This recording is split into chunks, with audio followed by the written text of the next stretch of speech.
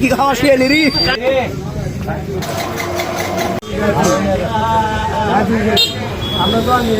Yes, it's look delicious. Smoky test কি বল?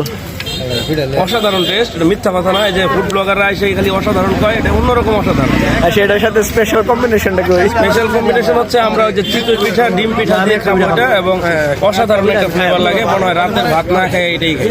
তো আমাদের পিঠা হওয়ার আগে হালিম শেষ হয়ে যাবো যে অবস্থা হইতেছে। না না না, কম্বিনেশন রে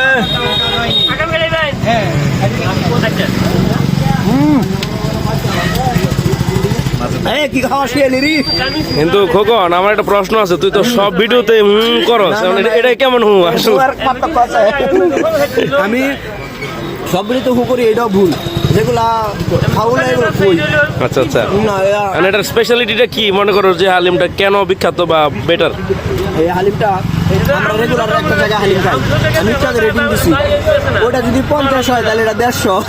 ঠিক। আর এর সাথে ডিম পিঠার যে কম্বিনেশনটা এক কথায় অসাম, রিয়েলি। আচ্ছা আচ্ছা, এখানে আমাদের একটা বন্ধু আছে আতিক, সে সুদূর চট্টগ্রাম থেকে এসেছে হালিম খেতে। তো আতিক, তোমার কাছে হালিমটা কেমন লাগছে বলো তো? টেস্টটা খুবই ভালো, পিঠা পায় নেই, তারপরে ডিম পিঠার টেস্টটা নিব। আচ্ছা আচ্ছা, ঠিক আছে। এখানে আমাদের ডিম পিঠাগুলো রেডি হচ্ছে, অলমোস্ট একটা রেডি আছে। আমি হলো একটু ঠান্ডা খাইতে পছন্দ করি, এই জন্য একটু ঠান্ডা করতেছি। আর আমারটা একদম পুরা স্মোকি হট ফ্লেভার। আর এই যে গতকালকের হ্যাপি কাস্টমার আজকে চলে আসছে আবার। ডিমের জন্য ওয়েট করে লাভ নেই। ওভারঅল সব কিছু মিলে অসাধারণ, সো নাইস।